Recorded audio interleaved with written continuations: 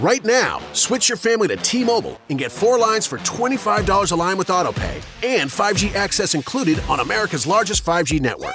So don't wait. Get unlimited and nationwide 5G access for the whole family for just $25 a line. Visit a T-Mobile store or T-Mobile.com today. Plus taxes and fees. Customers may notice lower speeds and further reduction if using over 50 gigs a month due to data prioritization. Video at 480p. Unlimited while on our network. Qualifying credit and 4+ lines required. Capable device required for 5G. Coverage not available in some areas. Some uses may require certain features. See T-Mobile.com.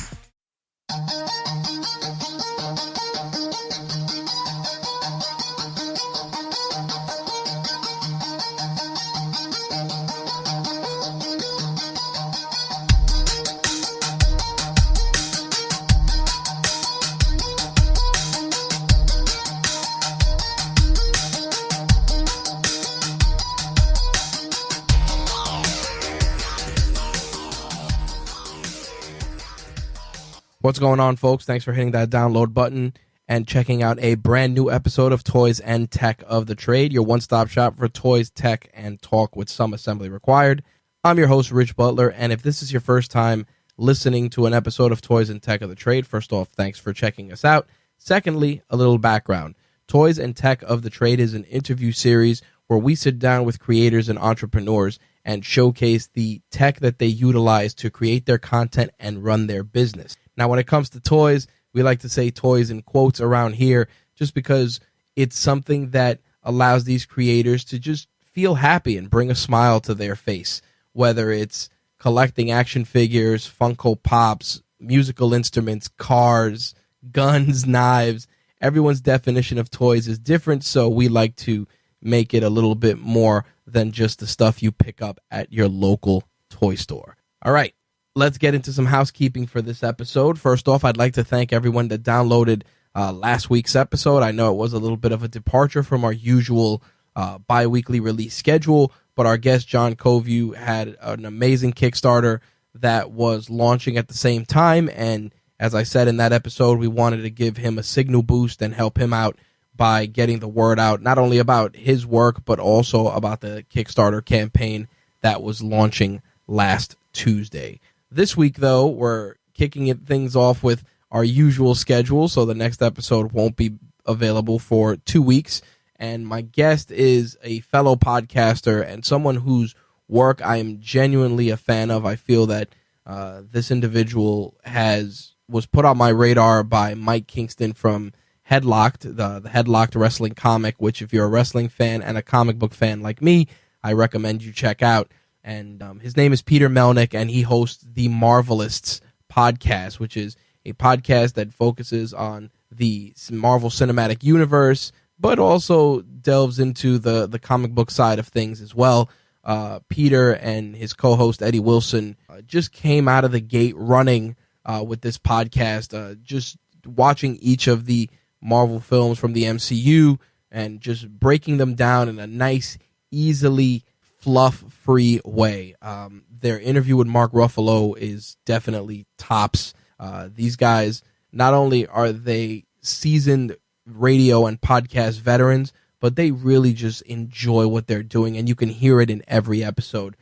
Peter and I sat down and not only discussed the origins of the Marvelists, the gear that is used for the podcast. We also talked about the Ruffalo interview, but Peter's also a wrestling fan, so we went a little bit off script, so to speak, and talked a little wrestling. Plus, of course, we're going to talk toys for sure. I really hope you guys enjoy this interview. Peter is an incredibly talented podcaster, but in addition to that, he is also a graphic designer and just super talented all around. So I hope you enjoy this week's episode of Toys and Tech of the Trade with Peter Melnick from the Marvelists. Let's get to it. My guest for this week's episode of Toys and Tech of the Trade is Peter Melnick, host of the Marvelists podcast, which covers not only the MCU, but also the Marvel Universe as a whole. I learned about Peter after an introduction through a contest that I actually ran by a good friend of mine, Mike Kingston, who does the Headlock comics. Then I found out Peter and I shared many similar interests, checked out the Marvelists, really liked what he did, reached out and wanted to get the ball rolling and share the toys and tech of his trade. I want to thank Peter for taking the time out of his busy schedule to sit down and chop it up with us. Peter, what's going on, man? How are you? Pretty good. Nice and cold in the area. We're actually getting ready for a snowstorm where I am, and not looking forward to that. Yeah, it's definitely been a weird weather pattern. Here in New York City, it's like, oh yeah, spring. Yeah, it's right around the corner, and then it's like, oh, here's some snow for your troubles right on the way out. Not just snow, but like gigantic mountains of snow. Yep, and it's wet snow too, so we got to shovel it. It's just painstaking and backbreaking. It's by me, it's like accumulating, and I'm not a fan. And I mean, I know this is the riveting,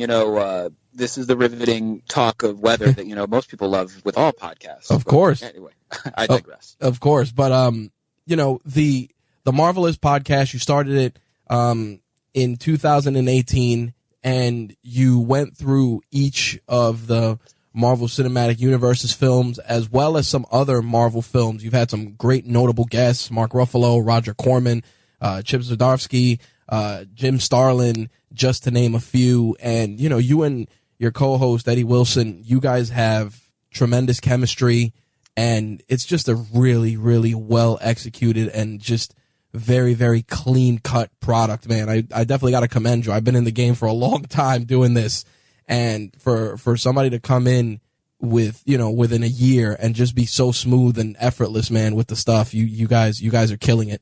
My thing with audio production, when you have OCD, believe me, you want to have the perfect product. And when like myself, I'm looking at what I do. I can be a podcast snob, unfortunately, and I hate saying that because, one, it sounds really pretentious, and two, it's just, really, buddy, you're going to say that?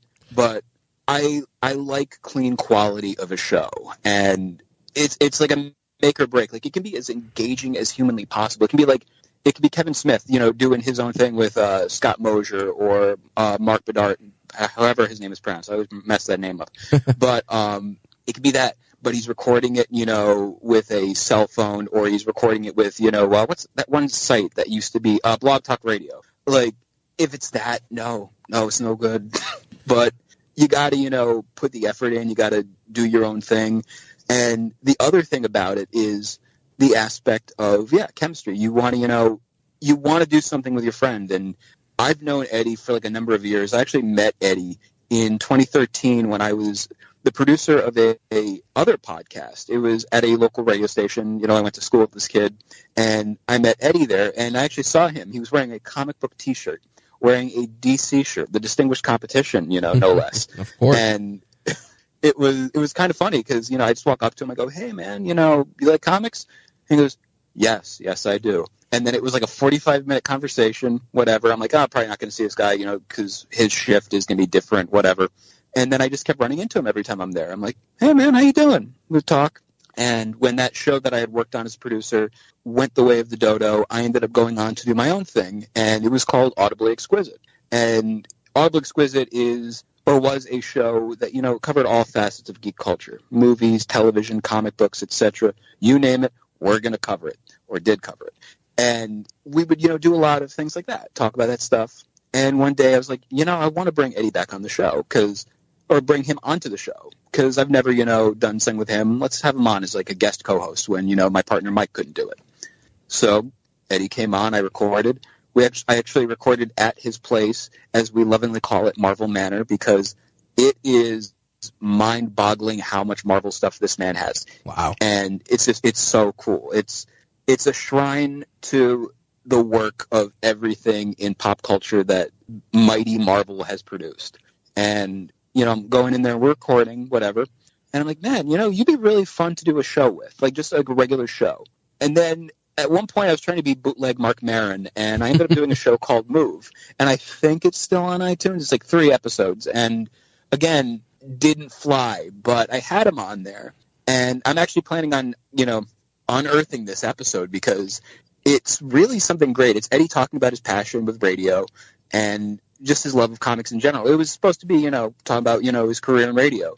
And then I got him talking about Marvel. And I'm, after the interview, I'm like, we really have to do something. This is 2016, I want to say. I said, dude, we have to do something. And, again, nothing happened for like 2 years. During that time, I also did a show called Inside the Batcave. And it was, covering Batman, the animated series. And I swear to you, there's a point to this part of the story. He ended up, I did a show with my friend Jared. And again, when you do something, you do it big. First episode of Inside the Batcave had Neil Adams talking about Man-Bat, the villain of that episode. So I'm like, if I'm going to do something, I have to go all out with this. Right. And I also, again, I did an episode with Eddie. And Eddie guested, was the guest host for that one. And it was actually Eddie's first time ever watching Batman, the animated series, because, he never really watched the animated stuff from the 90s. He was more like a 70s, 80s guy. Right. And, he's watching the show. He's digging it. And again, I say to him afterwards, we really, really have to do a Marvel show. And so fast forward to, I believe, January of 2018, I say to him, Eddie, we really have to do this. I have the equipment to do this. Let's do it. He's like, you know what? Why not? I go, we can do it as Road to Infinity War. And we'll, do each week. Does the movie still hold up? Which I think is kind of a ludicrous concept, because does this movie from 10 years ago hold up? Does this movie from 5 years ago hold up? Does this movie from a year and 3 months hold up? I kind of imagine it does. I like that. I like that it evolved. I like that as you did each film, the conversations evolved, the approach for the podcast evolved, and it just grew into something far more than what the person hitting play would anticipate.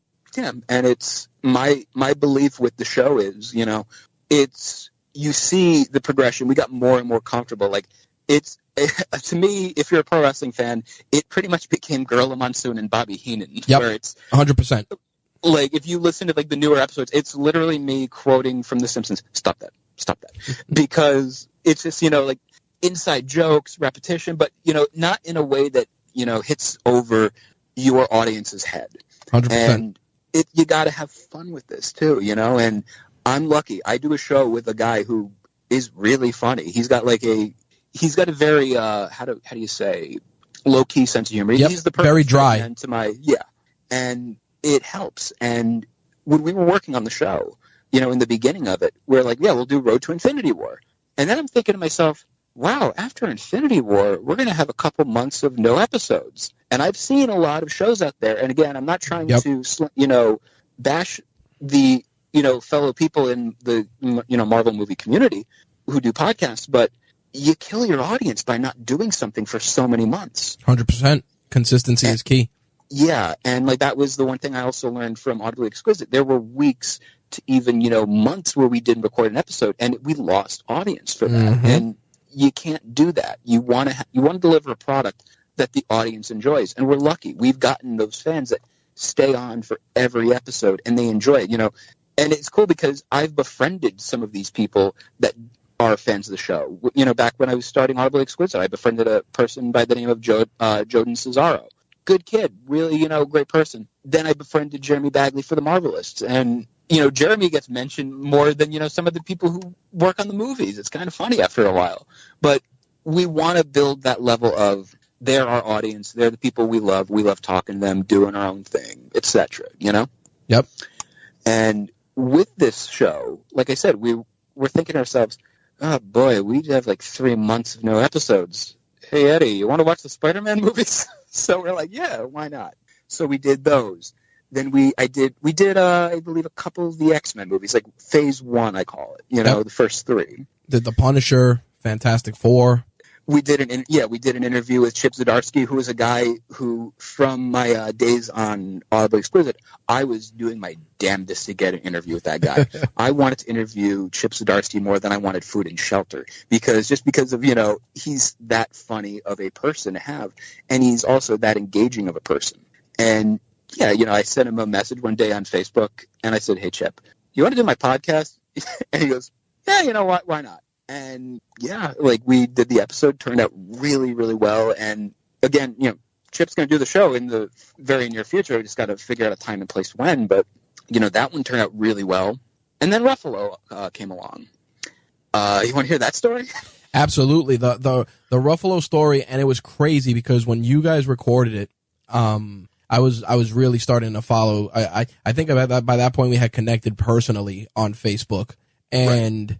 When it broke, I was like, holy crap, this is, when you've been podcasting for so long, you always say to yourself, is this the guest that puts us over? Is this the guest that, that takes us to the next level? Is this the interview that that it gets us that mainstream appeal, whatever it is. You know, we all aspire to that at some point, whether it's, you know, we share it with our audiences or subconsciously, but it's there. And when you guys had that, scored that, I said to myself, yep, this is it. This is the pendulum swing that's going to take this podcast to another level. And the fact that Ruffalo was so comfortable with you guys and you made him feel, you know, it wasn't an ass kissing interview, you know, it was clear, concise. He felt comfortable, which is the best. And you almost wanted the conversation to not end because of how smooth it was. Yeah. Basically what ended up happening was I ended up running into Mark at a coffee shop by my job. If we'll go the pro wrestling term, my shoot job is a graphic design. Nice. And, you know, that's why also one little side thing, when you have a podcast, look into getting a graphic designer to do your album artwork on there, because that's my little tip as well for the audience, because that can make or break too. 100%. Like, you look at something, you're just like, oh, that's what they chose? That's clip art. Ugh. But, you know, then you see like nicely designed logo, and that's what I wanted to do. I was like, you know what? Let's do the homage, because we're doing the MCU movies. Let's do, you know, a parody logo in that style. And parody is one of my personal favorite things I love doing. You know, I've done, you know, t-shirt designs for pro wrestlers. And if you look, you know, WWE road agent Adam Pearce, I designed a shirt for him in the style of the Iron Man Demon in a Bottle cover. Oh, Not man. the one where he's like drinking, but it's Adam Pearce just standing there, you know, getting his gear on, you know, lacing his boots, putting on his wrist tape, etc., etc. Then I have one for that I did for friend of the Marvelists, Glenn Gilberti, a.k.a. the Disco Inferno. Nice. Did one, you know, of him in the parody of the legendary Saturday Night Fever cover. And I was surprised that was never done as a t-shirt. Seriously. Or anything for him. That's easy. That's a shoe-in right there. Hell yeah. And so anyway, so like I said, I'm a graphic designer. I work at a newspaper. I do design work there, layout work, etc. And I'm on my break, my lunch break, and I go to this coffee shop by my job. And I'm like, oh, cool. Let me go get my coffee, etc., because that's riveting. And so I end up going over, go to the front, and I look to my right, and I see Mark Ruffalo. And the barista friend of mine, he's like, oh, this will be fun to watch, because he knows me as a Marvel fanboy, whatever. And he's just laughing to himself. He's like, oh, this will be fun. The owner also, she knows me as that, and she's just like, oh, let's watch this. And I go, hey, man, I just got to say, big fan of your work. And he's like, oh, thank you, man. I go, by the way, you follow my old podcast on Twitter. And he goes, oh, yeah, All Please Quiz, I remember that. I'm like, yeah, man. So I do a Marvel podcast now, and I kind of see him partially deflate, like, oh, no. Oh man, he knew the pitch was coming. Yes, he did. So I go, I had a question for you. Would you be interested in doing an intro for my podcast? He goes, yeah, sure, man. So I go, right on. You know, I can pay for your food if you want. He's like, no, it's fine. No, really, I don't mind. And then he goes and says, all right, I'm going to pay for this real quick. Oh, my wallet's in the car. Back of my mind, I'm like, oh, crap, he's going to run. Yep. So absolutely. I'm thinking that to myself. I'm like, he would still run away. So, Mark, I will pay for your food. He's like, you know, I'm doing an intro for you. Sure. So I sit down with him, and, you know, he does the intro. Very cool, very laid back. And right before, I actually have to throw this out there. Because it's me, this really happened. I go, hey, man, I love your work. And I just got to tell you, I love your work as, and then I do a little flex, like a little Hulk Hogan flex, and I go, rawr, meaning the Hulk. And he looks at me and he's like, oh, Hulk. So there's that little... That awkwardness. I was really proud of that moment, partially. And, you know, like I said, we sit down and he records the intro, and then we're just, you know, BSing for a little bit. And I say, hey, man, if you want to do my podcast, he's like, yeah, let's do it right now. And I'm like, oh, I can't because I'm on a lunch break. Oh, yeah, you gotta make that bread, blah, blah, blah. And then I'm like, I'd say this to him. I go, hey, man, let me give you my number. Let's exchange numbers. Oh, boy. And he goes, yeah, here's an email you can get a hold of. So I got an email, and we ended up setting things up. And then the very first time this interview was supposed to happen, it didn't. It ended up getting canceled and changed to a phoner, which phoners are fine. And I realize I'm partially doing one right now, but phoners are when it's phone, you have the sound quality, you have this, you have that. It can be make or break. Yep. Luckily, we did the Roger Corman interview, and that was a phoner, and it turned out so well. It did indeed. Really, really proud of that. Crispy. And and we actually did that in the radio station that Eddie works at. So, because I was like, let's do phoner for that there, because the sound quality is really good, really crisp in that, and so we did our thing. We were supposed to do the interview, and I was bummed out. I'm like, man, this sucks. I wanted to interview him, and then I run into him at the same coffee shop one more time. And by the way, this is not the second time I've met Mark. This is the third time, because the first time I met him was at a Blondie concert of all things over at the local, concert venue by us.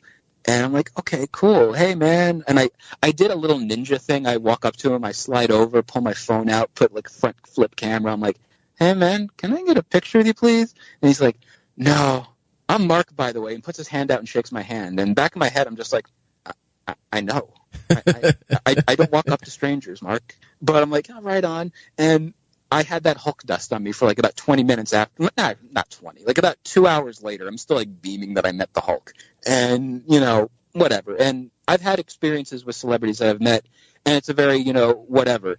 But Mark was so gracious, so cool, whatever. So second time I see him, I, talk to him for a little bit. He actually sees me. He goes, hey, man, sorry I couldn't do the interview, blah, blah, blah.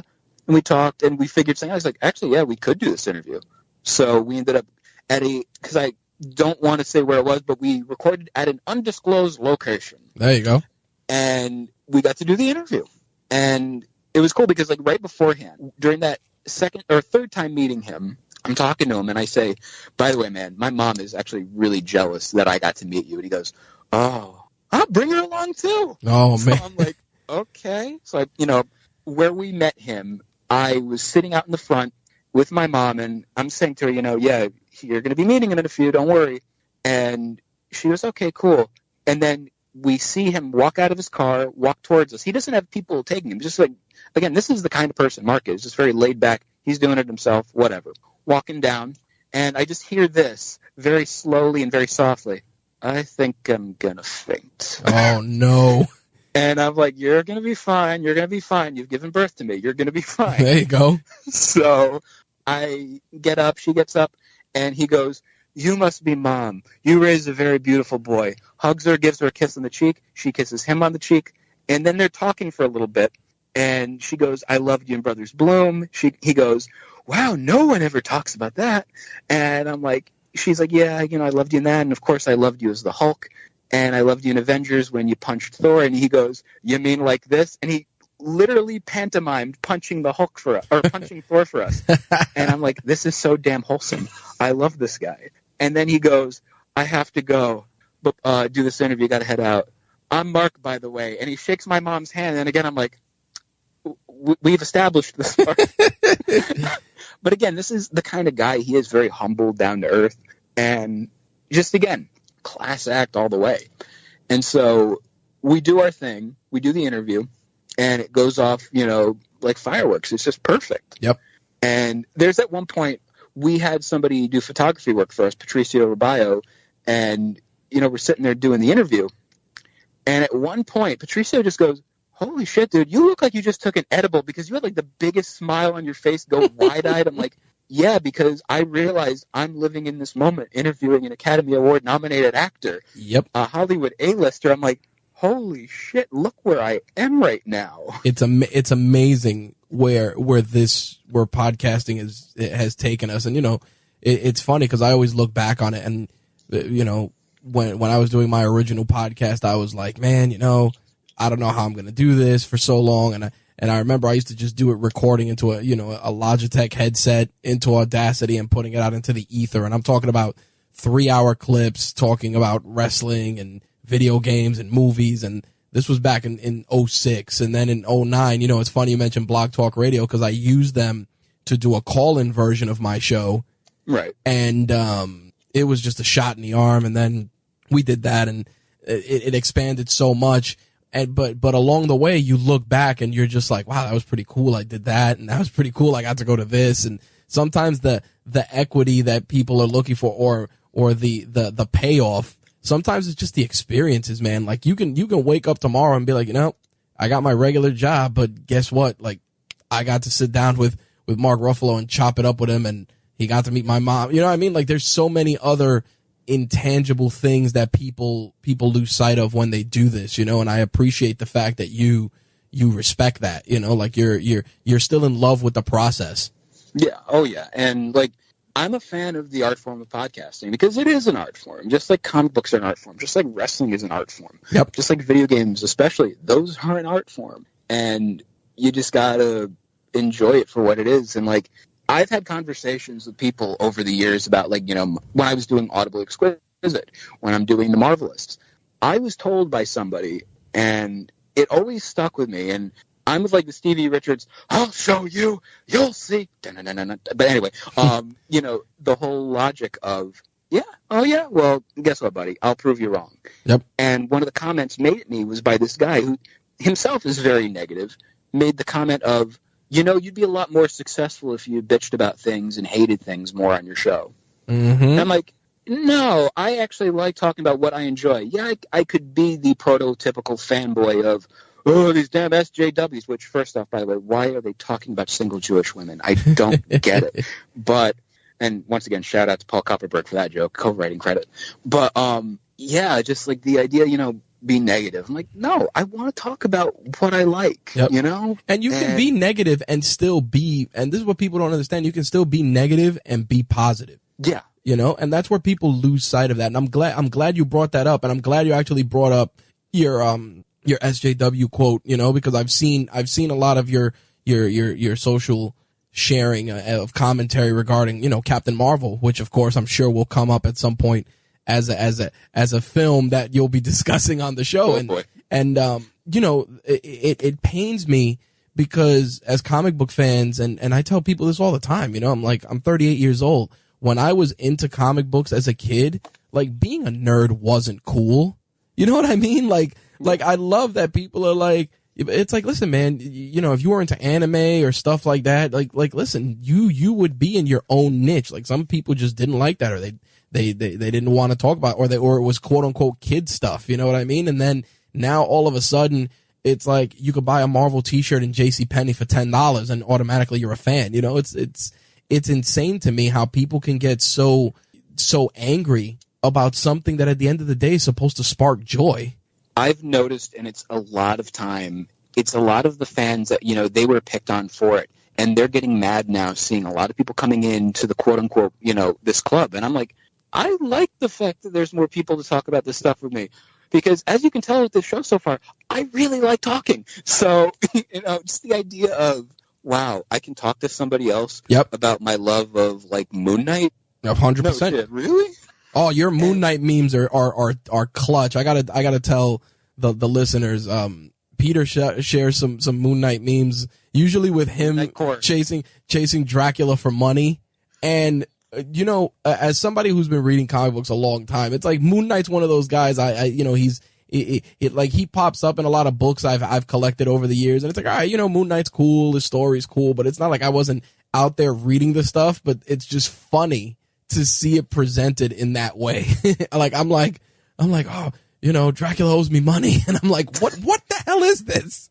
It's such a bizarre concept, but like the cats at Moon Knight Core, they like, and there are so many core pages. Like, I guess it delves from hardcore. So it's like they have Moon Knight Core, they have Spider-Man Core, Wolverine Core, Ghost Rider Core, and my personal favorite, you know, next to Moon Knight Core, J. Jonah Jameson Core, which is just J. Jonah memes. And yeah, there's like but like I said, you know, the idea of these characters, like, I get to talk to somebody about my love of Moon Knight? Yep. Are you serious?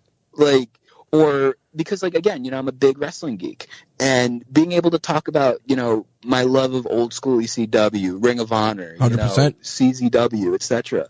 It's cool. It's cool to be able to say, hey, man, you know, I love Joey Janela promos. By the way, Joey Janela is the future of pro wrestling. And, you know, there's just the idea of being able to talk about this stuff and have a good time. And you mentioned the whole, you know, aspect of we were made fun of for this stuff, you know, growing up. And I will eternally go with this. My friend BJ Booth, he mentioned this, and I quote him all the time. The stuff we got beat up for as kids is now popular. It's what rules the world. And he's one of those, he's not bitter about it. He loves it. He loves the fact that we can talk about this stuff. And I'm in the same boat. And I love it. And I mean, I did a comic podcast, and it's true. I myself and my co-host, we'd go down the rabbit hole sometimes of stuff that we didn't like. But at the end of the day, guess what? Even when you're passionate about your dislikes about something and you're still putting money into it, that means you still like it. You know what I mean? And I think that's what pains me with both comic book fandom and wrestling, because wrestling is the same way. If you go on Twitter on Monday night right after Raw is over, you know how Twitter looks. You know, it's like, oh, why'd you do this? Why'd you do that? And it's like, guys, Vince McMahon won because you watched 3 hours of his program. Yeah. Doesn't matter whether you loved it or you hated it. He got you. He got you from the gate. I've always found it funny, the people that go on also about the aspect of this guy is getting buried because he's, not winning every single match. You don't have to be Goldberg to, go on a win streak, but nope. I get that. And I'm a big Kevin Owens fan. Kevin Owens is my guy. KO is the truth. He's the best. And I've followed him since his time at Ring of Honor. That was where I became a fan. Mr. Wrestling. My first ever Ring of Honor show, by the way, was Bryan Danielson's final Ring of Honor show. So I jumped on at a great time. Hell yeah. And American Dragon. I missed all of that cool stuff. But I got to watch the rise of Kevin. And, to see him when he was Steen, it's funny. I'm going to that show. I'm like, wow, this is a great time. And didn't realize I would, befriend some of the people on that card. For example, one of my favorite people, Shane Hagedorn, who does the Honorable Mention podcast, which, I got to give a cheap plug ski for him. And, again, a lot of these people, I didn't expect to, befriend them. I didn't expect to design a T-shirt for Kevin Owens back in the day. There you go. But I did. And, that's my little humble brag. I'm kind of proud about that. And I'm telling you, that's his feud with Sami Zayn at that time, El Generico, was probably, and I tell people this all the time, if you want to see stellar writing carried over an entire year, you watch that feud. Man. Yeah, more. Well, just using a 12-month angle, listen, you watch that unfold over the course of a year, and you're like, why can't nobody else do this? And mind you, it's not like Ring of Honor was known for these riveting stories. Like Ring of Honor, they relied on the honor system, very basic storytelling, but you know what? Basic worked. My favorite moment that I've ever seen at a wrestling show was Kevin returning, getting quote unquote rehired or whatever. Right before he gets rehired, he jumps the guardrail at the Hammerstein Ballroom, and him going in the middle of the ring and just going F Ring of Honor, and then getting pulled out of the building, thrown out. And if I remember correctly, this was actually the same night as a Demi Lovato concert there was Demi Lovato at the Hammerstein, Ring of Honor in the Manhattan Center Grand Ballroom. And watching the Demi Lovato fans, seeing a man get thrown out of a building. And I'm thinking to myself, they're probably thinking, wow, he really loves Demi. But, just the idea of all that, it's the magic of wrestling, just the whole, all the stuff you can do to tell a story over a long period of time. And that's, again, tying over to comics. You have these major events that can go for a long, long time. Story threads that go over years. I'm currently reading, and I know it's a scandalous thing, but I'm reading The Distinguished Competition's Batman by Tom King. And what'd you think of it? I'm loving it so far. I just finished The Button, I want to say, and War of the Jokes and Riddles. And just stellar stuff. And I'm seeing stuff from issue 3 getting referenced. I'm like, oh, I remember that. Or stuff from the Rise of the Monster Men or whatever that was. And just seeing that, I'm like, wow, Tom is doing a phenomenal job. And I'm saying this not just because I've always wanted Tom as a guest for a show, but I realize I will never get Tom as a guest because he said, yeah, I only do 2 podcasts. I'm like, I don't care then. I'm still going to enjoy your work, whatever. But, and I'm saying this because I know I'll never interview him then. But the idea of, he's a stellar talent who writes these stories that they're so deep and intrinsic. And again, the idea of making a long story arc and making it so engaging, and you're like, oh, I remember that from that moment. That's going to probably play a moment into this one. Like the whole concept of Kite Man, hell yeah. What that originated from is cool. And you just have this whole story. No, I think when you look at comics and the way that they're being presented and the amount of different voices that are out there, I always tell people, people are like, oh, I want to be the next Joe Rogan, and it's like, don't be the next Joe Rogan, be the next you. Yeah. Because at the end of the day, I always tell people, guys like Kevin Smith is a great example. You know, Kevin Smith wakes up, says, I'm going to do a podcast. It gets 1.2 million downloads. I'm just throwing out a number. And everybody's like, oh my God. But it's like, Kevin Smith is an actor. Or, you know, he's in the media. He knows the business. He knows the interviews to get. Like, there's an asterisk next to that, you know? Like, it's not like he woke up, he was working as a busboy in a restaurant, you know, and juggled two different jobs and did all this and did it in his spare time. He's a dude that said, hey, I'm going to wake up and I'm going to do a podcast and, you know, I'm going to talk to my famous friends to do it. And that's the thing that people fail to understand, especially with a lot of the more mainstream comic book conversations that are happening out there on the web, you know, like you look at comicbook.com and outlets like that. It's like, yeah, you know, they're going to try and get the Chadwick Bosemans. They're going to get all those people because that's it, you know, like you have to just focus on telling the best stories and being the best entertainer as possible. And that's one thing that you and Eddie do so well. You have the chemistry and you're entertaining. And best of all is the fact that you're sharing a lot of stuff, like you were saying before, sometimes that Eddie hasn't even seen. So you get to see that first reaction, and you get to share that with an audience that may have found a different appreciation just because Eddie was so into it because he'd never seen it. Yeah. It's infectious. And an example, you know, Eddie, just for like the date is March, I believe, 2nd. Eddie finally watched the very first, I think, 2 or 3 episodes of Daredevil on Netflix. In 2019. He has not seen them until now. And there's a reason he's been watching them. I'm not going to say spoilers, but stay tuned for the Marvelists. But the thing about that is, you know, he's watching that for the first time and he's enjoying it. And I might have made a comment of, well, you're never going to look at hallways the same way again. And he goes, what does that mean? What does that mean? I'm like, I'm not saying it. I'm not saying.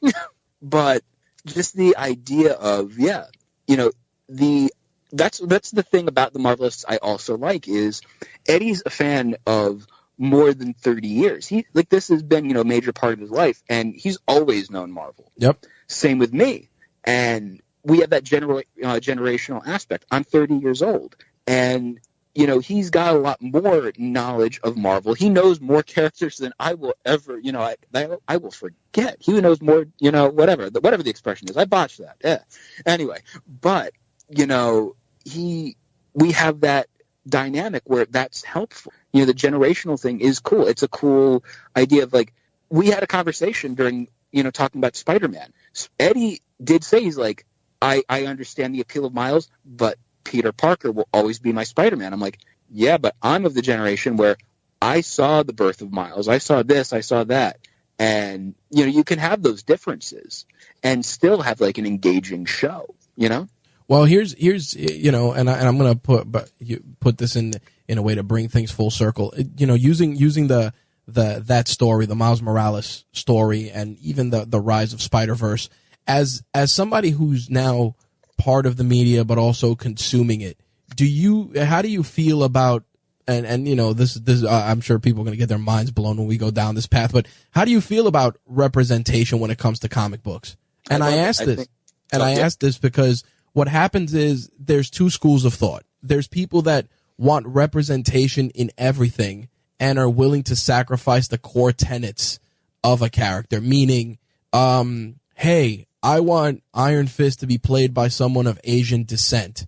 Okay, that's great, you know, because I want representation. But in the same instance, it's like the whole conflict with Iron Fist that he is rich white kid, you know, like, yeah, like that's, and I wanted to put it in that context because I wanted to see where you stood as, like I said, a media personality, but also someone who's consuming the media actively. I think it's cool to see representation, and it's the idea that, you know, there's something for everyone. And then, you know, like, I think the idea of reinventing characters, it can be a slippery slope. Mm-hmm. You know, like, for example, Iceman. Iceman was never a gay character, but now he is. Yep. That was a mind warp and a half, because it was like, okay, we're going to go down this path. And I just feel that, and this is kind of where you were saying the complaining aspect, not complaining, but just like I said to myself, why not just create a new character? I've heard that. And I was actually going to bring that up. I'm like, I've heard the whole, why not just create a new character? The problem is this. people attaching themselves to these new characters. And there's a very high chance of the person being like, oh, I've never heard of that character. I'm not going to give that a chance. Yeah, but they made this character for you. They, whatever. No, Yep. I'm not interested. I prefer this character. Like Kamala Khan. Like that's a great example. She burst on the scene. People are like, "What is this, Miss Marvel? She's gonna be Muslim." I remember just the bash fest, and I'm like, just let it play out, and what it worked. Happening, Kamala, she became one of the biggest characters in the Marvel universe. Yep. And not just because her fist is gigantic, but the element of all these characters, and yeah, I think it's cool to see representation. And like, I got to watch on Facebook the other day, and like, I guess it was comicbook.com, which people, there's two rules to the internet: never read the comments on YouTube, and never read the comments on Facebook. Nope, and nope. Like, I agree. It's terrible. Brain cells. And it's very, as a content creator, and I wanted to talk about this too. When you're creating content now, how do you deal with any negativity towards your product? We're lucky, knock on wood, but that really hasn't happened that much. We've gotten, like, there was I've shared posts of ours on Reddit, which again, another fun place. And the comment made was, the comment was about one of our episodes. We rambled too much, and he goes, screw these guys. And I'm like, wow, thanks, pal.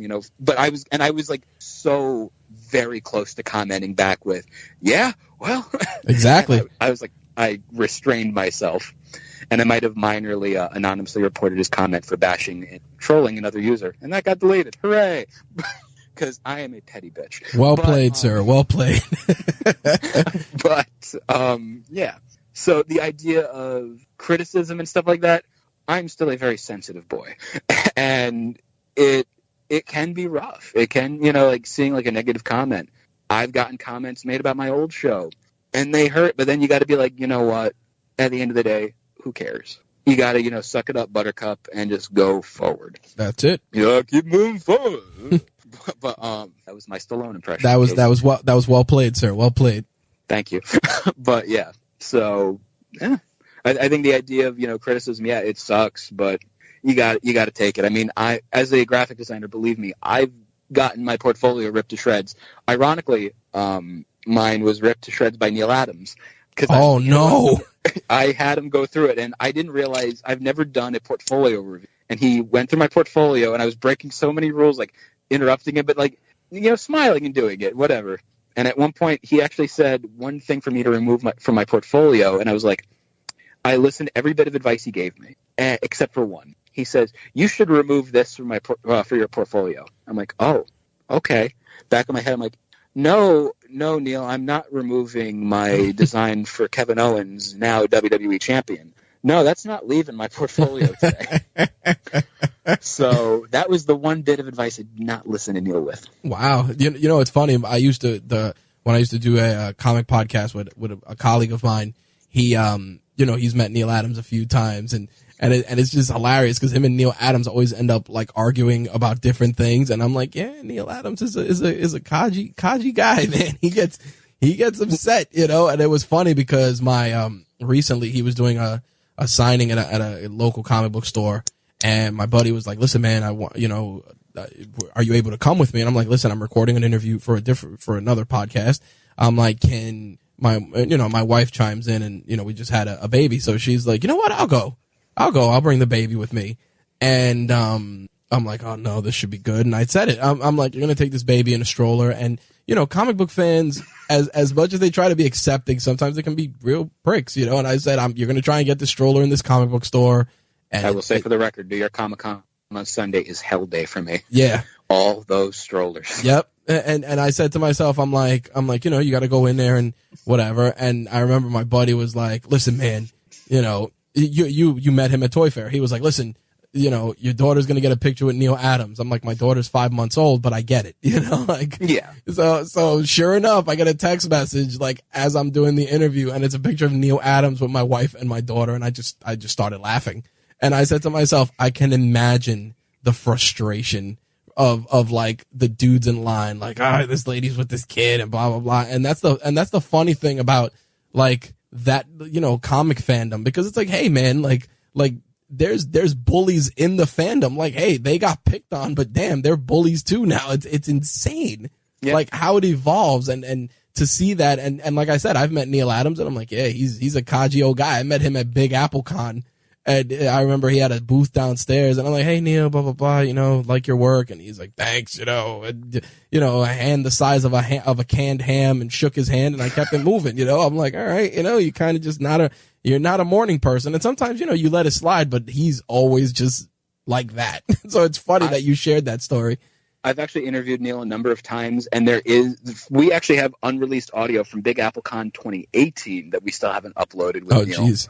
And it's gonna be coming real soon. But Neil is one of my favorite people to interview in comics. Like he's very opinionated, and I've wanted to see a Neil Adams podcast, like a straight up Neil Adams weekly, go on. And first off, that has to happen. And I've wanted to be the guy to propose it to him, but I'm always nervous. I'm like, Neil, how are you?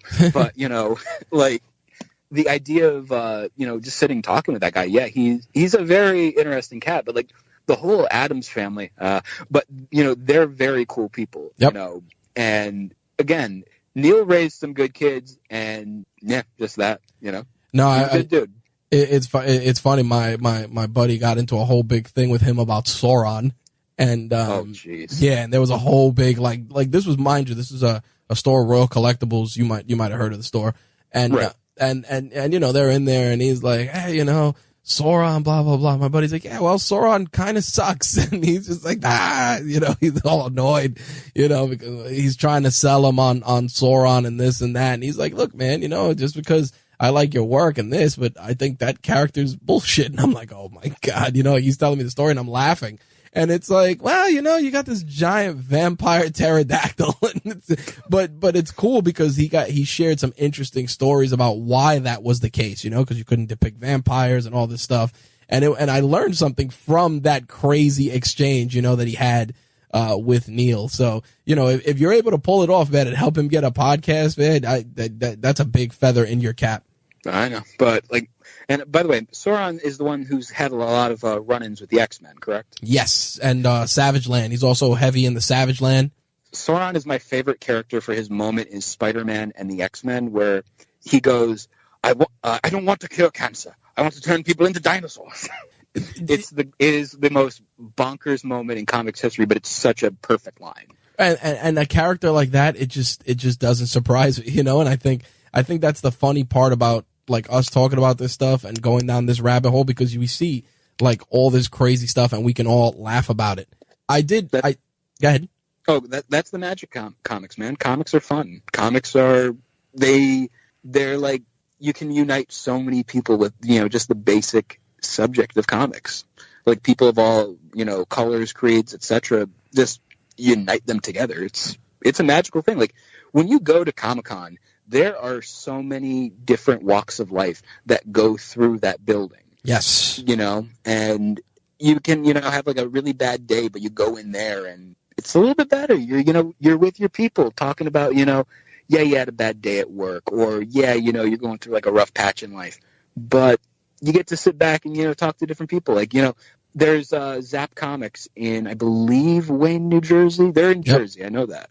And one of the people there, Ruben. Ruben is one of the coolest people I know, and I've known him for like a number of years. Every time I see him at Comic-Con, or any show in the tri-state area, I'll run into him and just like talk to him, for a good 20, 30 minutes. And yeah, that could be, time used for, going off running to do an interview with somebody.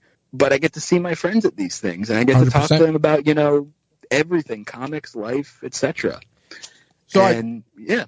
I did want to mention, and I know that you were talking about recording your shows with, and I want to bring that back into the gear aspect of things. You record your shows with Eddie sometimes in studio, but I also wanted to talk about you doing a lot of your work with mobile gear.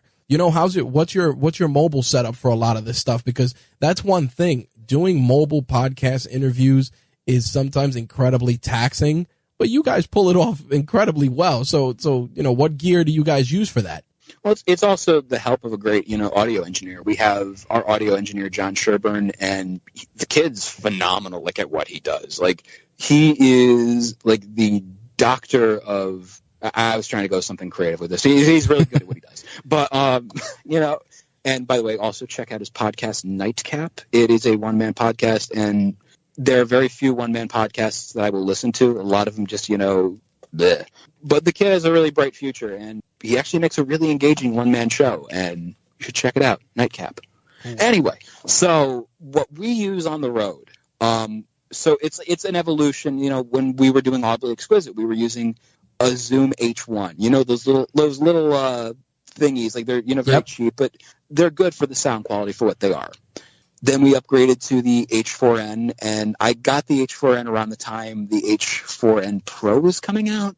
Oh, yeah, right. That little gray period between the two models. Like, I got mine, I think, like a month before it came out, and I'm like, oh, I could have just waited for this? Yep. Crap. But then, we were using that, and we were actually using these, I believe, these Shure microphones. They're of the PG series. They're like $30 mics, and we ended up upgrading eventually to the Shure SM58s, which standard. are like, they're the Cadillac of, microphones. They're incredible. And, I've always heard people go on, you should get Blue Yeti, you should do this. I'm like, they're not Shures, though. Shures they are sure fine. I tried with that one. But, they're really good microphones, and they the $100 price tag, it's a little, intimidating, but when you get them, oh boy, they're crystal clear. And they take a beating. Oh yeah. I mean, I hate the people who do the mic drops, because as someone, you can relate, dropping a microphone is the most frightening thing you could do. 100%. Watching that grill get dented, no. Nope. But, no matter how many protectors you put over it, it's like a dent can happen. Yeah. And, like I said, with that, I'm trying to figure out what else we use. When we don't use the thing as the, recording directly onto the card, we use Adobe Audition as our program of choice. What else? Who does the edits? You're a sound engineer, or do you do the edits too? So I used to be the audio guy for the longest time, and then we ended up, finding John, and John has been our guy for a while, and again, he does such a great job cleaning the audio up. Sometimes what I do is, we'll record directly into WAV format, and I found a program from the Podcasting Network, something Podcasting Communication Network or whatever, I don't know, but it's called Levelator, and it's available for Mac and Levelator's great. Mac and Windows. I always forget that one. But it's a program, you throw it in, it levels everything out. If like you're a little too low, it'll boost you back up. And it might sound a little staticky in some parts, but it's a good program, and it's free. Yep. I used Levelator for the first, I think, 10 years, and then I switched over to Alphonic, and I've been using Alphonic recently. Is Alphonic free? Alphonic is interesting because they have a web-based version that's free for up to 2 hours, but I ended up just paying for the desktop version because I edit a bunch of shows, not just my own. So the cost at that point kind of just becomes negligible. So I said to myself, you know what? I'll just buy the software. I think it's like $70. But I said, I'll pull the trigger on it because at the end of the day, I'm editing, 5 shows a week, 6 shows a week, myself and all the shows for the guys on the network. And I'm like, let me just do that.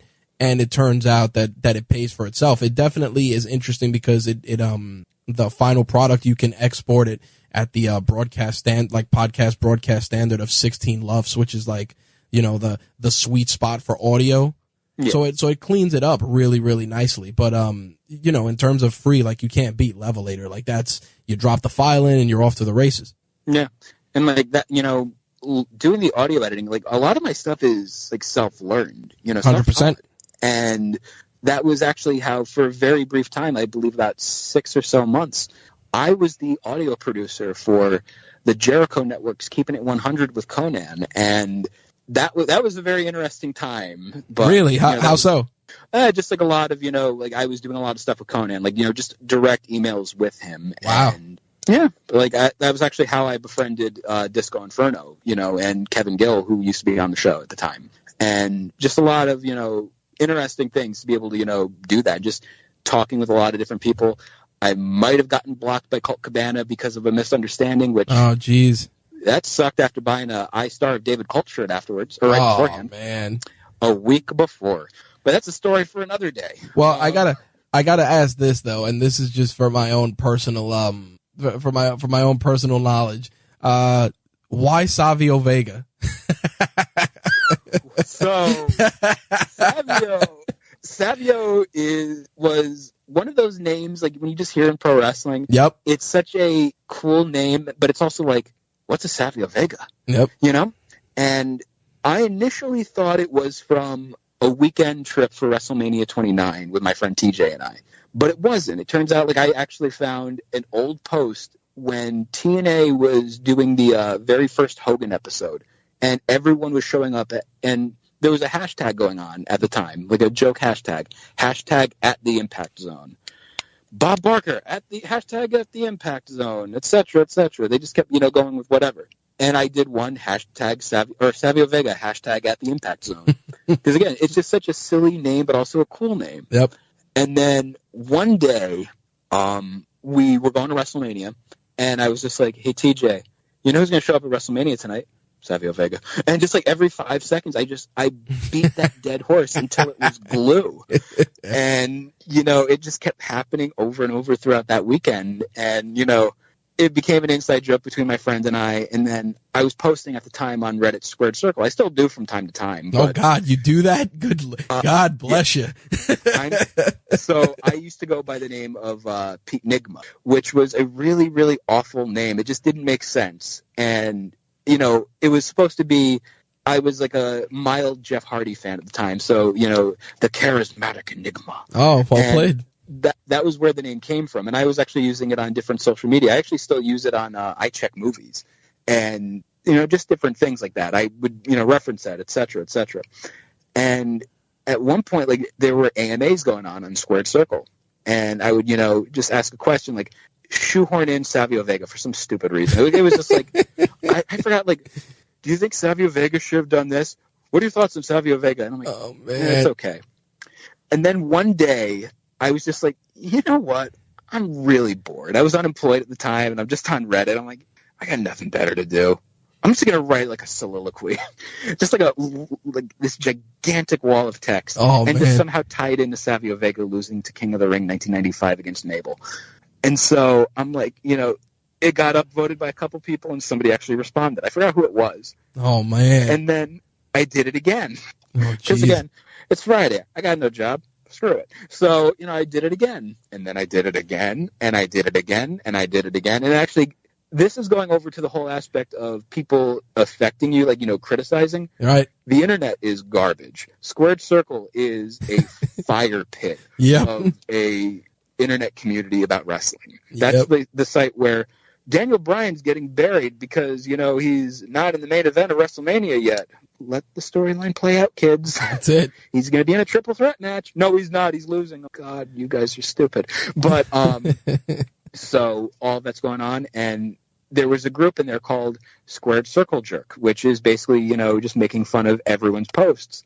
And then I would come in, I would make fun of my own posts. I'd be like, and then some long rambling bullshit about Savio Vega, and I would get upvoted for that. Oh my God. And then one day someone just came in bitching about Savio Vega guy, saying he sucks, I hope he dies.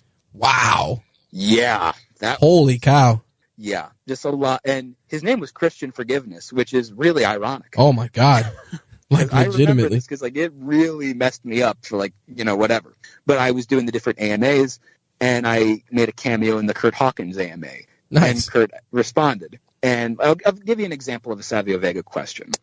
Let me see if I can piece one together. I'll go with the Kurt Hawkins. Over the years, different wrestlers have had, attires immortalized as wrestling action figures. And when you think about it, it's like a statue devoted to their career, this one moment in time, and they're forever in this style. Yep. You have so-and-so with this outfit, so-and-so with this outfit, so-and-so with this outfit. And I would find different ways to make fun of Sable. I would call her the inanimate carbon rod because she had no personality. Or I would, make fun of Dean Ambrose losing his hair, or Michael Hayes having a midlife crisis. I would just shoehorn those in.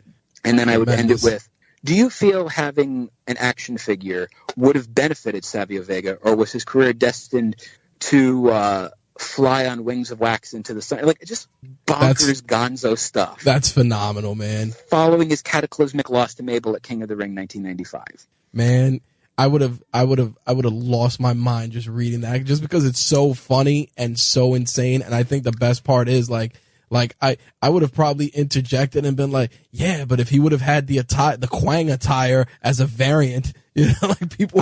I even separated Savio into 4 different eras: Savio Vega 1995, Savio Vega 1996, Savio Vega 97, and 98. 98 is the worst one because Los Barricos, they were okay, but you know, it was no main event for Savio. Nope. And Nation of Domination Savio, no one remembers that. Absolutely not. But, you know, I would do all this stuff. And again, going over to the aspect of how people can affect you, I ended up deleting my Reddit account. Wow. And it was weird because there was actually a topic going, where did Savio Vega guy go? Holy cow. His account, and people were actually worried about my well-being. And I'm just That's insane. It was the level of, oh my God, this community really loves people, and oh my God, I think people think I offed myself because I got, you know, negative comment. I'm like, no, that's I was scary. affected by it, but wow, guys, thanks, I think. It's weird, man, because it's like when you look at this stuff as a content creator, it's like sometimes the internet can be a very welcoming, and they can do amazing things, and sometimes you're just like, wow, you guys really just shiv that person, you know, like that person just bleeding on the side of the road.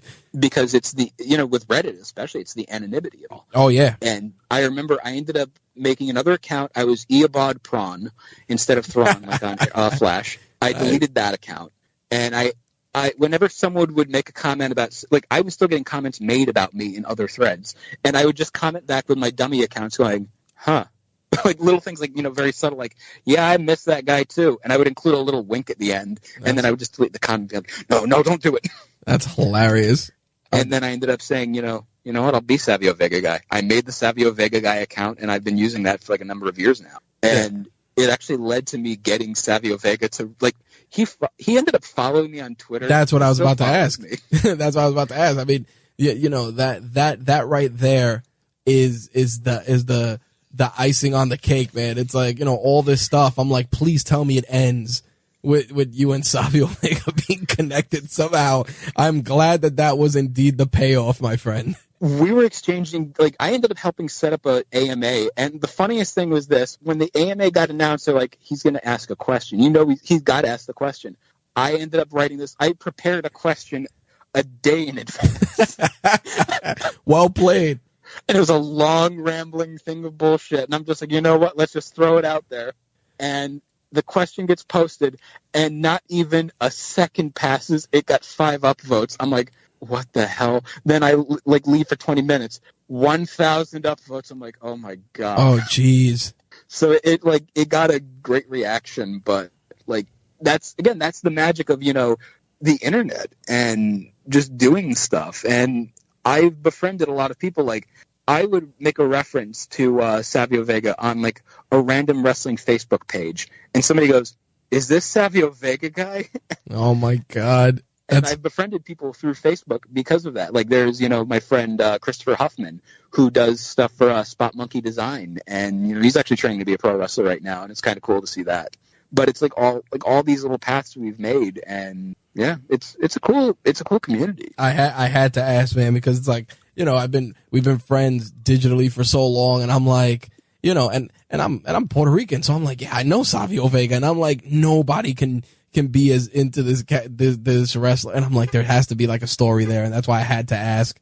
WrestleMania, when they were in New Orleans that one year, that was the year of Daniel Bryan. Apparently some guy was wearing a Savio Vega shirt and being a real dick to everybody, and people actually thought that was me. I'm like, no, I've never been to New Orleans, nor would I decide to, but no, I didn't go for that. And it was funny, like, people questioning, like, that guy was a dick. Was that you? I'm like, no, it wasn't. I swear to you.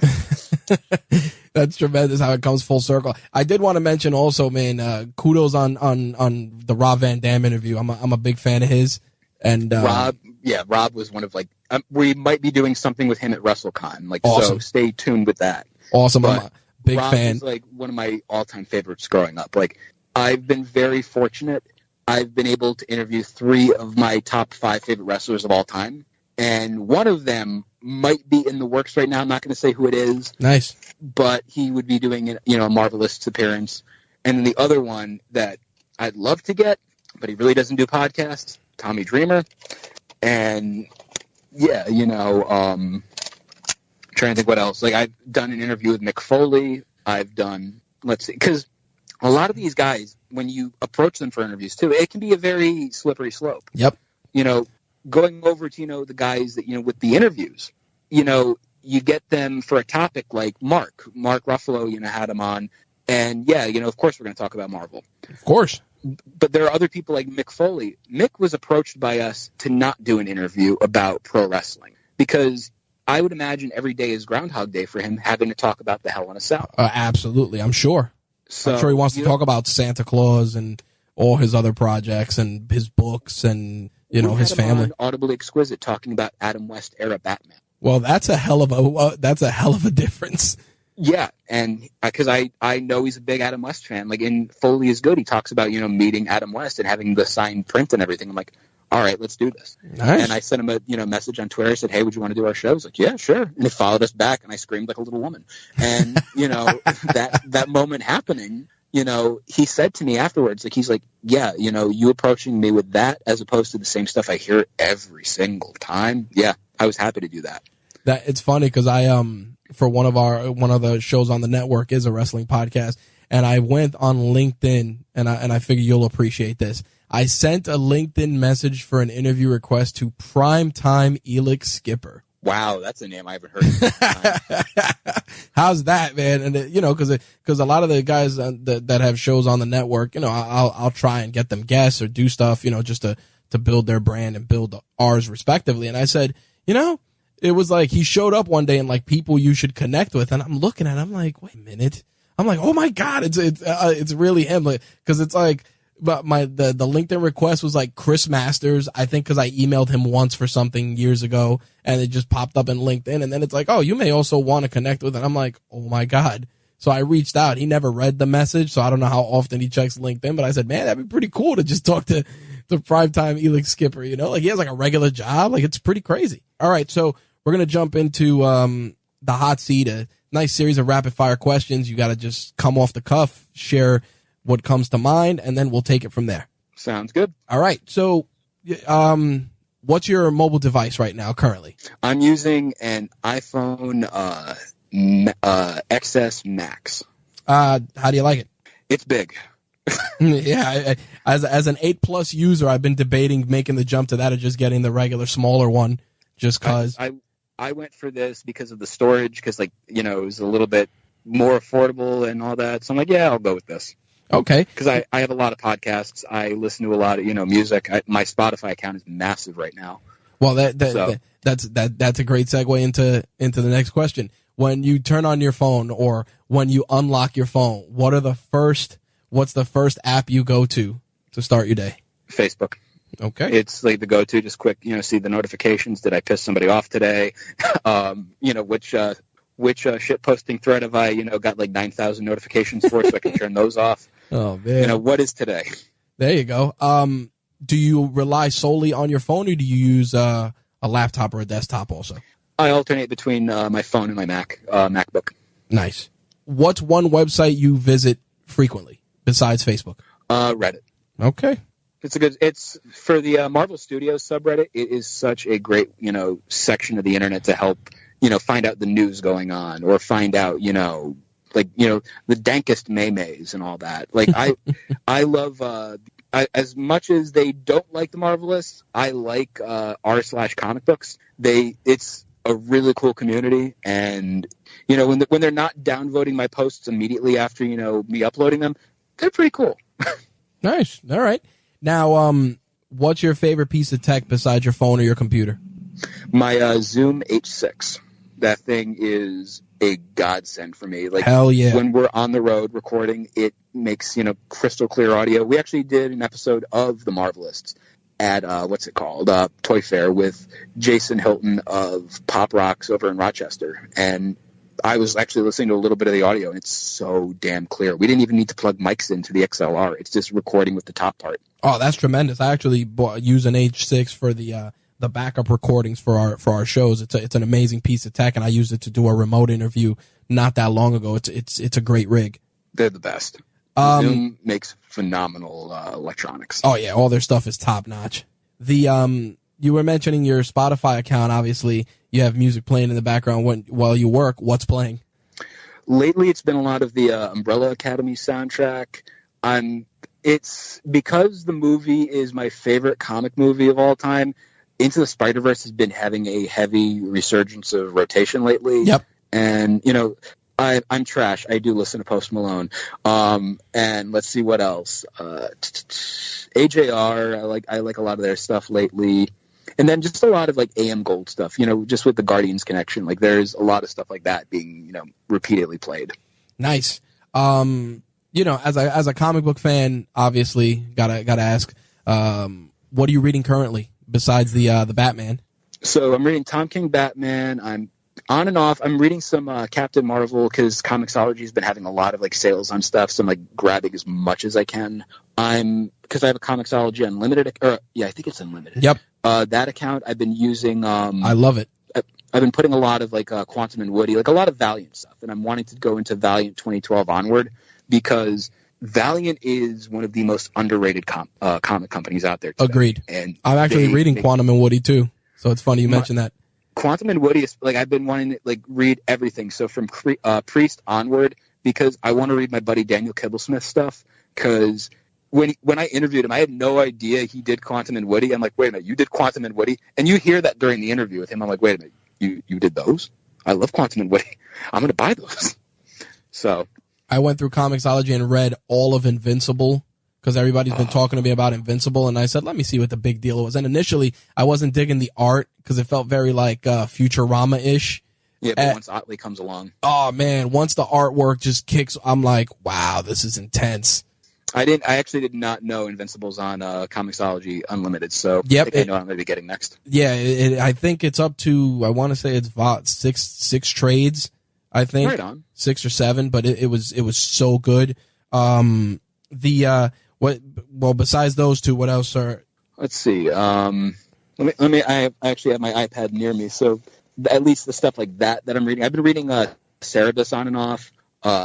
Because of Fantastic February, there's been a lot of Fantastic Four entering my reading habits. So last year when Marvel was having their big sale, the end of year sale, which I loved so much, but my wallet hated, was the Epic collections being discounted super cheap. Yep. I'm currently going to be reading some Don McGregor stuff for a future project. Not going to say what it is, but so I've been reading his run on Black Panther, Jungle Action, and Killraven with Amazing Adventures.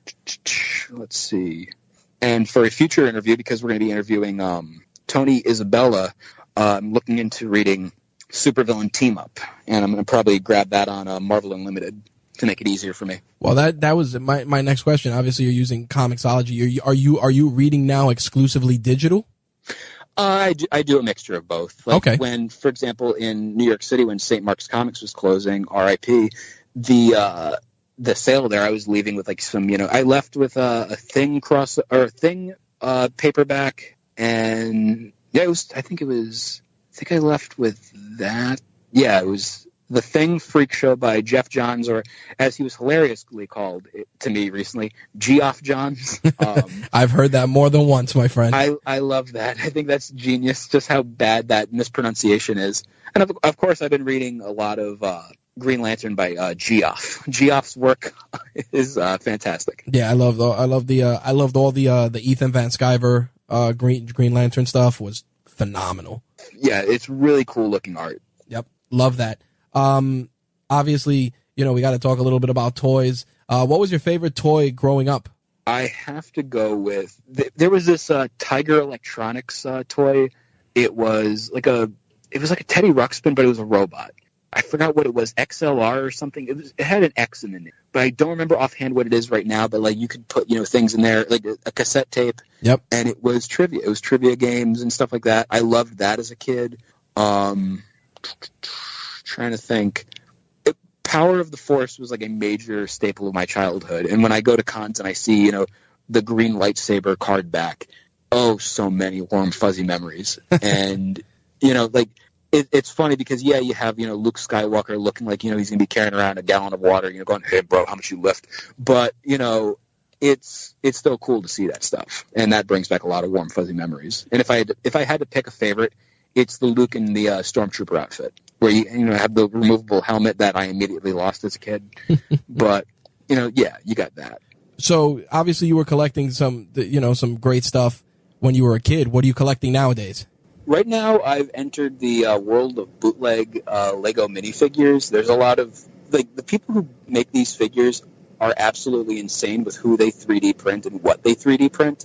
Like I've seen Moon Knight, and I had that was the first example of oh my god, they really are doing everybody. I got a Stan Lee. I got what's his name, Spawn. And it's it's not just limited to Marvel. It's not just limited to Image, although that's literally the only Image one I've ever seen. Maybe they have a Walking Dead one or two. I don't know, but I don't really care for the Walking Dead that much, except the comic, and the comic is at best. But I digress. Lego minifigures are a big thing for me. I have the 1966 Adam West era Batman. They're friggin' cool. Nice. And I get to say, I have a Vincent Price Lego minifigure of him as Eggman.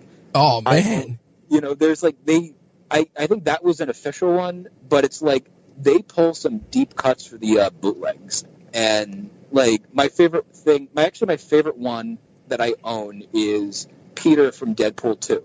Oh man, he's got the it's literally the body is just the Stan Lee Lego minifig, but it's got the mustache, it's got the hair, and I'm this is perfect. That's fantastic. Obviously, you were at Toy Fair recently. We actually got to meet face to face there. Favorite thing you saw at Toy Fair? I would have to go with that realist. That it was, I think, at Entertainment Earth or Diamond Direct. It was the Infinity Gauntlet from the movie, and it was screen accurate. That thing was a work of art, and I wanted that. But I'm one, where am I going to put this thing next to my the Infinity Gauntlet I already have? And two, no, it's too much, Mr. Peter, no. Nice. What's something that you've purchased that's less than $100 that's made your life easier or just more enjoyable? Less than $100? Well, we'll go with $99.99. I would have to go with, actually, no. Right now, just for the show, I'd have to go with a basic 32 gig memory card for my Zoom, because it's helped things out, made things a lot easier. Nice. And, all right. Just be able to have a lot more audio content saved onto a thing and then immediately just transfer it over. It's kind of that's a real rapid fire. I didn't even think of something like that. Wow. What's a property from any comic company of your choice you'd like to see adapted to the big screen? Moon Knight. Nice. Moon Knight needs to be, and this is the thing. When Moon Knight happens, you're going to hear a lot of fanboys saying, "Oh, he's just a Batman ripoff." I don't care. Yep. I want Moon Knight. I'm loony for Moon Knight. And if you release him as a character, make him the Warren Ellis version of him wearing the suit, Mr. Knight. Mm-hmm. And okay. I have a prediction right now. I think Phase 4 for the MCU is either going to be street level heroes, because that's why we got all the Netflix series Thanos snapped. And I also feel like Phase 4 is 4 for a reason, and I think it's pretty fantastic. If you catch my drift. I'm definitely with you there. I've always felt, and I said this in a post recently, I said that Marvel should just take, all the quote unquote the R-rated, the harder stuff, and they should just create Marvel Knights Studios and They did it with Punisher Warzone, but then that just fizzled out. Yep, and just have that, and just have Deadpool is in there, all of those characters, and that way you don't have to worry about the family crowd's going to get caught up. Nope, Marvel Knight Studios does all of our edgier stuff. That's it. I'd like to see that. If you could have dinner with someone, dead or alive, who would it be? What would you have, and what would you talk about? Andy Kaufman, pro wrestling, and what would we have?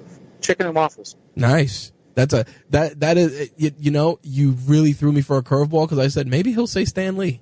I'm truly impressed, man. Nice Andy Kaufman reference. It's a long rambling thing, and maybe another time I'll talk about it, but I wouldn't have a career if it wasn't for Andy Kaufman. That's all I'll say. All right, fair enough. And last but not least, 2020, where do you see the Marvelists?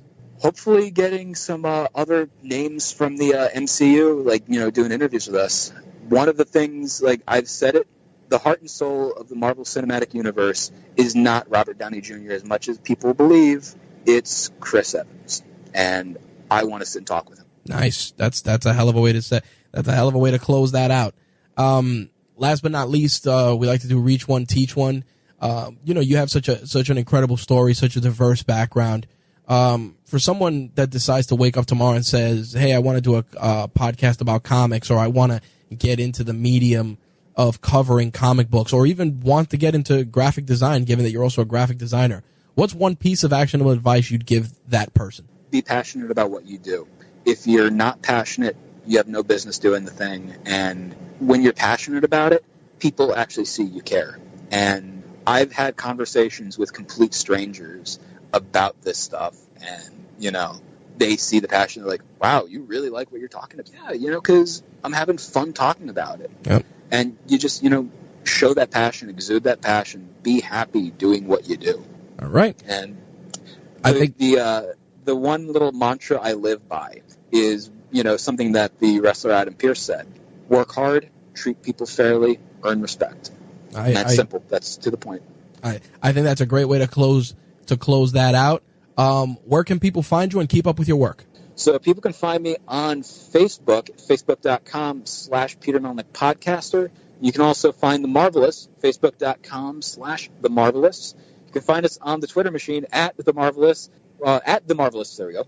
You can also find myself on Twitter at Peter Melnick. You can find myself on Instagram at Peter Melnick, and you can find the Marvelists on Twitter. You can also find the Marvelists on Instagram at the Marvelists, and be sure to give Eddie a follow as well at Eddie9193 on Instagram.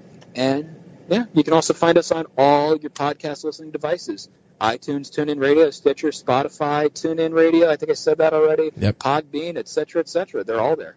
Awesome. Peter, thank you for taking the time to share the toys and tech of your trade. Thank you. All right, that wraps up our interview with Peter Melnick from The Marvelists. We're going to make sure to link to The Marvelists and all of their social media accounts, as well as Peter's, plus all of the stuff we talked about in this episode. As always, full disclosure, some of those items may contain affiliate links, which, if you're not aware what an affiliate link is, it is a link to a product which, if you purchase, we receive a small commission. It doesn't impact the price of the product or anything. It's just, if you purchase it through our link, we'll receive a small commission, which will allow us to obviously improve the show, improve the gear in studio, and just give you guys the best experience possible, not only for our podcast, but also for our website and for everything else. As always, if you enjoyed the shows, please take a moment and rate us on iTunes, Stitcher, TuneIn Radio, any of the podcast platforms of your choosing.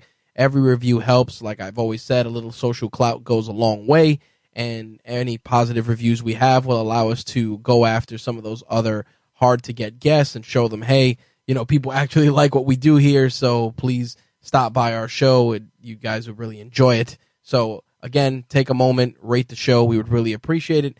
Obviously, 5-star reviews are awesome, but there's no hard sell here, folks. You rate us what you think we deserve, and if you want to write a little blurb and share your thoughts on the podcast, that would be really, really appreciated, and we may even start reading those on air as well. So if you want to get your voice heard out there, share a review, and we'll try and also share those on air for future episodes. As a reminder, as always, Toys and Tech of the Trade is released bi-weekly on Tuesdays, so we will probably be back to that schedule starting with this episode, and if anything changes, of course, we will update you on social media, so make sure that you follow RageWorks on Instagram, Twitter, Facebook, etc. If you want to engage with myself and any of the other listeners and hosts of the RageWorks Podcast Network, you can join our RageWorks Facebook group. Links to that will be in the show notes as well. As a reminder, if you are on YouTube and you subscribe to RageWorks, we do post a YouTube version of this episode there for those of you that are able to access YouTube at work and want to sit down and enjoy the podcast there as well. As always, thank you guys for your continued support and checking out this episode of Toys and Tech of the Trade. We'll see you guys in 2 weeks. Peace.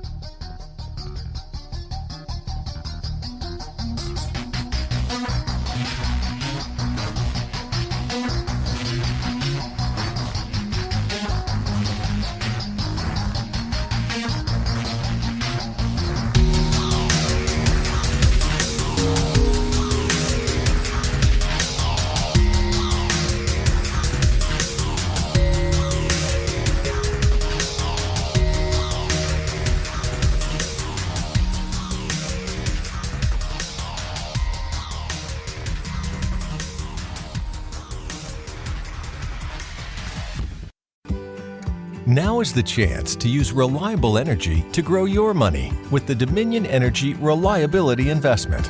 Our new investment product offers competitive returns, no maintenance fees, and flexible online access to your money. Make the reliable investment in reliable energy. The Dominion Energy Reliability Investment.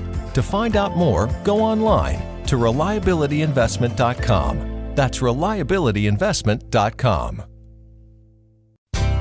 Behind every company, there's a time-tested engine keeping it moving. After earning his master's in accounting degree online from Grand Canyon University, Isaac's helping drive his client's business forward by identifying efficiencies and building business models. He's become a core team member, keeping clients on budget and ensuring their success. What do you think accounting careers look like? GCU offers over 175 high-quality online programs like this one. Find your purpose at Grand Canyon University. Visit gcu.edu.